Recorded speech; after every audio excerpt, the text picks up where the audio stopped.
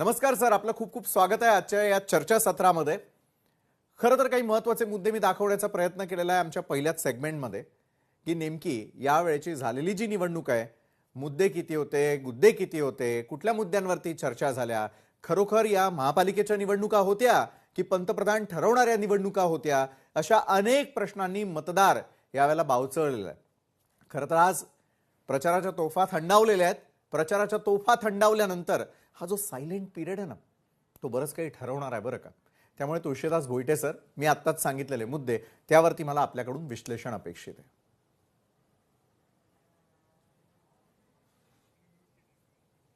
आपण अनम्यूट व्हाल तर तुमचा आवाज आमच्यापर्यंत पोहोचू शकेल. विशाल, मी लक्षपूर्वक तुम्ही जे सुरुवातीपासून बोलता आहात ते मी ऐकत होतो. या निवडणुकीचं तुम्ही जे वर्णन केलं, एक अभूतपूर्व निवडणूक आहे आणि स्वाभाविकच की मनपा संग्राम हा महापालिकांचा संग्राम आहे. मात्र प्रत्यक्षात जे मुद्दे आले, वोट जिहाद असेल किंवा इतर अनेक मुद्दे असे आले की तुम्ही जे शेवटी म्हणालात की निवडणूक महापालिकांची की पंतप्रधान पदासाठीची, असं वाटणं स्वाभाविक आहे. लोकसभेची वाटणं स्वाभाविक आहे. बरोबर. त्यातही पुन्हा ज्या पद्धतीनं आता त्याचं शांतता काळ सुरू झाला असला, अपेक्षित ते असलं तरी अनेकदा शांत असलेल्या सागराच्या पोटात बरंच काही दडलेलं असतं आणि ते नंतर अचानक उफाळून येतं. खरंय. तसं बरंच काही चालतं. तुम्हालाही ठाऊक आहे, मलाही ठाऊक आहे. म्हणजे ही अगदी हिंदीत कतले आमची रात्र म्हणतात तशी ही रात्र आहे. खरंय. काय घडेल उद्या परवा सकाळपर्यंत, त्यात बरंच काही. शेवटचा टप्पा हाच असतो. काही वेळा तर तोच निर्णायक ठरतो असंही म्हटलं जातं. बरोबर आहे. विशाल, खरोखर आहे. मात्र काही मुद्दे ज्याला आवर्जून मांडणं गरजेचं होतं, म्हणजे वॉटर, गटर, मीटर यावरती लढल्या जाणाऱ्या निवडणुका जर अशा प्रकारे वेगळ्या मुद्द्यांकडे तुम्हाला घेऊन जात असतील किंवा मतदारांना खरोखर आता बाहेर पडावं की नाही अशी देखील शंका अनेक ठिकाणी उपस्थित झाली. लोकशाही मराठीनं अनेक ठिकाणी जाऊन याचा रियालिटी चेक केला. मुंबईचा विचार केला तर भेंडी बाजार असेल, बोरिवली असेल किंवा विविध भागांमध्ये जाऊन आम्ही रियालिटी चेक करण्याचा प्रयत्न केला. तशाच प्रकारे पुणे असेल, नाशिक असेल किंवा ज्या आपल्या 29 महापालिकांच्या निवडणुका होत आहेत, प्रत्येक ठिकाणी रियालिटी चेक करण्याचा प्रयत्न केला. मात्र मतदारांना ज्या मुद्द्यांवरती घरातून बाहेर काढून मतदान केंद्रापर्यंत न्यायचंय याचा अभाव आम्हाला तरी पाहायला मिळाला. तुमचं मत याविषयी काय? मुळात एक आपल्याला मान्य करावं लागेल. आधी आपण अपेक्षा ठेवतो राजकीय पक्षांकडून, परंतु जसं राजेशाहीमध्ये यथा राजा तथा प्रजा, तसं लोकशाहीत आहे ना, यथा प्रजा तथा राजा. म्हणजे मी लोकांना संपूर्ण दोष देत नाहीये, परंतु आपल्याकडच्या कोणत्या निवडणुका या व्यावहारिक किंवा वास्तववादी मुद्द्यांवर लढवल्या गेल्यात मला तरी एकही आठवत नाही. तुम्हालाही आठवत नसेल. भावनिक मुद्देच प्रभावी ठरतात आणि तेच संपूर्ण शेवटी निवडणुकांचं सूत्र हाती घेतात असं आपल्याला आतापर्यंतचा अनुभव आहे. नाहीतर तुम्ही लक्षात घ्या ना, आणि भावनिक मुद्द्यांच्या पलीकडे जात एक जो व्यावहारिक मुद्दा, ज्यासाठी मी या कतलेआमच्या रात्रींचा उल्लेख केला, तो वेगळाच आहे ना. तो अर्थपूर्ण आहे. तो जास्त अर्थपूर्ण आहे. लक्ष्मी दर्शनाचं आहे. बरोबर. त्यातून जे काही घडतं, म्हणजे विशाल, तुम्ही जे म्हणताय की गटर मीटरवाली निवडणूक, म्हणजे अगदी त्याच गटारातून बाहेर वाहणाऱ्या पाण्यात चालत तेच उमेदवार जे आधी सुद्धा तिथून निवडून गेलेले असतात आपल्या दारात येतात. बरोबर. सोसायटीच्या गेट बाहेर कचऱ्याचे ढीग असतात, ते ओलांडत ते उमेदवार आपल्या दारात येतात, आपल्या फ्लॅट समोर येतात. तेच उमेदवार आपण बसच्या रांगांमध्ये धक्के खात असताना आपल्याला मस्तपैकी आलिशान गाड्यांमधून जाताना दिसतात. ट्रेनच्या धक्काबुक्कीत सुद्धा आपण त्याच उमेदवारांच्या क्षमतेविषयी, त्यांच्या कर्तृत्वाविषयी वांझोटी चर्चा करत असतो. बरोबर. त्याचं कारण आहे की आपल्याला सुद्धा आता राजकारणाकडे कुठेतरी टाइमपास म्हणून पाहायची सवय लागली की काय, असाही प्रश्न पडतो. मसालेदार चर्चा रंगतात, त्या कशावर रंगतात हा विचार आपण सुद्धा केला पाहिजे. आणि आपण अविचार करतोय की काय. एक आणखी महत्वाचा मुद्दा आहे आपला, जो लक्ष्मी दर्शनाचा मी उल्लेख केला, जो एक नवा ट्रेंड, त्यातला एक अधिकृत जे आज होऊ लागलंय, लाडकी बहीण वालं. बरोबर आहे. होऊ लागलं. जी माहिती मिळते की एक म्हणजे बातम्या अशा आल्या की जसं निवडणूक आयोगानं किती मोठा निर्णय घेतला, पहा थांबवलं. तसं नाहीये, आगाऊ थांबवलं. म्हणजे जाणीवपूर्वक दिरंगाई करून रखडवलं होतं आजच्या मुहूर्तासाठी, उद्याच्या मुहूर्तासाठी. उगाच लोक विसरून गेले तर काय, 1500 घेतल्याने विसरून गेले, 3000 घेतल्याने विसरून गेले, तसं होऊ नये यासाठी दिरंगाई करून रखडवलेलं ते सुरू झालं ना.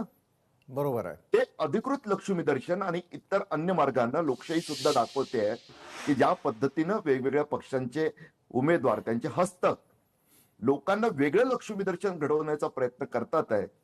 मला प्रश्न पडतो म्हणजे विशाल, की आपण रस्त्यानं प्रवास करताना टू व्हीलरचं, रिक्षाचं किंवा फोर व्हीलरचं चाक जेव्हा खड्ड्यात जातं ना, हा हा हा तर तोंडात कचकन शिवी येते. अगदी माझ्यासारखा शिवी न देणाराही, शिवी खपवून न घेणाराही काहीतरी कडक बोलतोच बोलतो.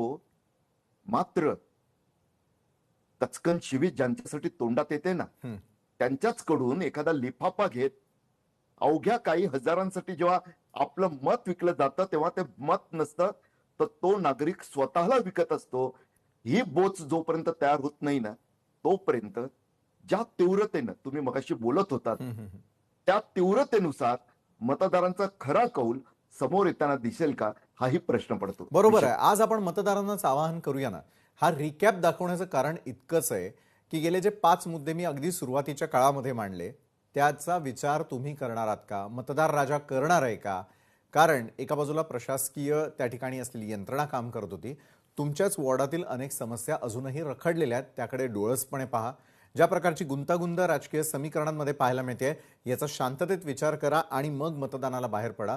अविचारी मतदान करू नका. स्वतःला विकणं म्हणजे पुढच्या 5 वर्षांसाठी स्वतःच्या वॉर्डची, आपल्या आजूबाजूच्या नागरिकांची, आपल्या सगळ्यांचीच अडचण निर्माण करणारं तुमचं मतदान त्या ठिकाणी ठरू शकतं. तुलसीदास भोईटे सर, मी आपल्याकडे पुन्हा एकदा येणारच आहे, मात्र तत्पूर्वी आपण आजच्या दिवसभरातल्या दुसऱ्या मुद्द्याकडे बोलूयात.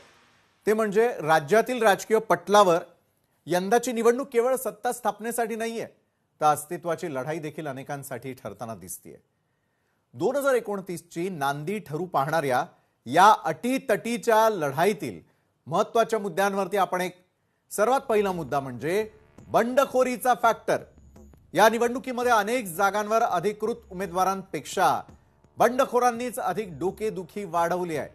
त्यानंतरचा मुद्दा म्हणजे प्रशासकीय राजवट. गेल्या कित्येक काळापासून महापालिकांवर प्रशासक होते आणि त्यामुळे जनतेचा रोष थेट सत्ताधाऱ्यांवरच आहे. नंतरचा मुद्दा म्हणजे युवा मतदारांचा कौल. पहिल्यांदा मतदान करणाऱ्यांची संख्या सर्वात जास्त आहे, मोठी आहे, जे जुन्या पक्षापेक्षा कामाला महत्त्व देताना दिसतील. शेवटचा आणि महत्त्वाचा मुद्दा म्हणजे प्रादेशिक पक्ष विरुद्ध राष्ट्रीय पक्ष. कारण ही लढाई आता केवळ गल्लीपुरती मर्यादित राहिलेली नाहीये, तर 2029च्या विधानसभा निवडणुकीची रंगीत तालीम म्हणूनही तिच्याकडे पाहिलं जात आहे असं म्हणायला हरकत नाही. या संदर्भात पुन्हा एकदा आपण चर्चेसाठी थेटपणे जातोय सरांकडे. बरं सर, तुम्हालाही एक गोष्ट लक्षात आलेली असेल, 5 मुद्दे मी आता जे लक्षवेधी ठरले त्याविषयी अगदी थोडक्यात आपल्याबरोबर चर्चा करू इच्छितोय की काय झालेलं आहे की युवा मतदार असेल त्यांच्याकडे दुर्लक्ष होताना दिसतंय. त्यानंतर त्या ठिकाणी असलेला प्रशासक जो होता त्यामुळे अनेक कामं रखडून पडलेली आहे. आणि त्याहीपेक्षा सगळ्यात पहिला आणि मोठा महत्त्वाचा मुद्दा म्हणजे यंदा झालेली बंडखोरीची लागण. कारण गेले कित्येक वर्ष स्वप्न पाहिलेली होती, आपण पक्षासाठी काम करतोय, मला तिकीट दिलं जाईल आणि मी नगरसेवक म्हणून निवडून येईल. एका फटक्यात ज्यावेळेला यादीमध्ये नाव दिसत नाही त्यावेळेला दिवसा चांदण्या पाहणारे अनेक जण गिरकी घेऊन त्या ठिकाणी पडलेलेही आपल्याला पाहायला मिळाले. अक्षरशः रडताना आणि धाय मोकलून रडताना पाहायला मिळाले.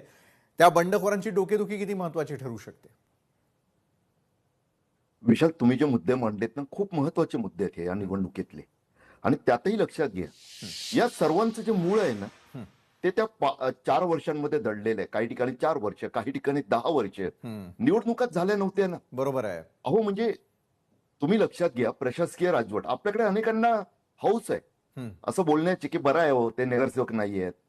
परंतु या 4 वर्षात लक्षात आलं की जेव्हा रस्ते कचऱ्याचे ढीग दिसतात, गटारं तुंबलेली दिसतात, अनेक ठिकाणी काल परवा बनून तयार झाला म्हणून सांगितलेला कॉन्क्रीटचा रस्ता पुन्हा एकदा अवघ्या 1 महिन्यात उखडला जाताना दिसतो.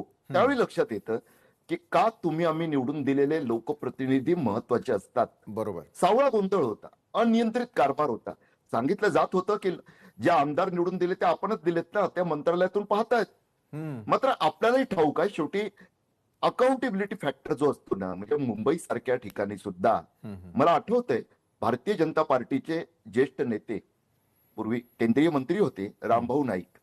अहो ते खासदार होते त्या काळात, तेव्हा सुद्धा त्यांना नगरसेवक पदाचे जे कामं असतात नगरसेवकांचे त्या गटर मीटरसाठी फोन यायचे. आता सुद्धा तुम्हाला काही खासदार सांगतील तसं, आमदार सांगतील तसं, नगरसेवकांवर जी सर्वात मोठी जबाबदारी असते ती सामान्य माणसांच्या रोजच्या जीवनातील अडचणीची असते. बरोबर आहे. सर्वच सोडवतात का? नाही. पण आता पहा, गेल्या 5 वर्षात काही ठिकाणी 7-8 वर्षात जे काही घडलं बिघडलं आपण अनुभवलं, ते आपण दाखवलं, ते माध्यमांनी लोकशाहीनं सुद्धा दाखवलं. हो. आता त्यातलं तुम्हाला एक सांगतो पहा, युवा मतदारांचा तुम्ही मुद्दा मांडलात. अहो मुळात किती किती एक वाईट प्रकार केला गेला.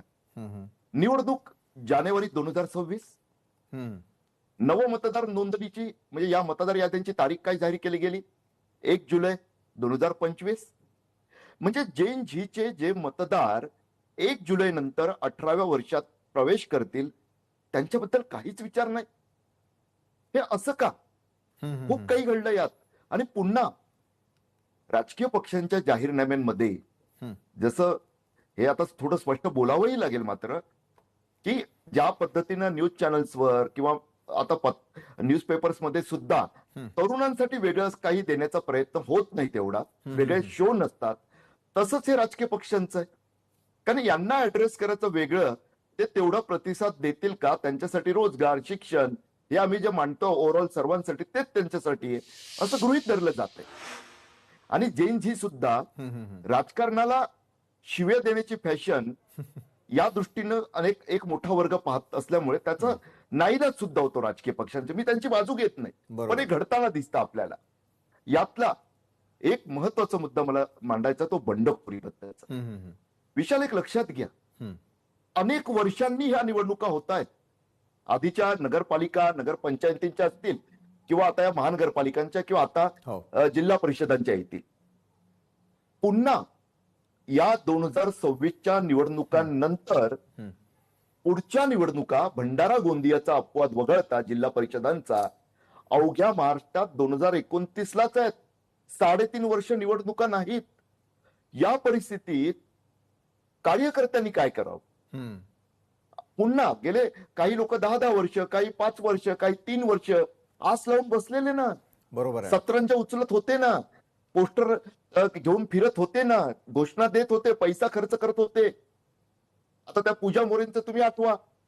अहो त्यांनी पुणेकरांना वाटलेलं चिकन काढून दाखवलं 5,000 किलो की किती.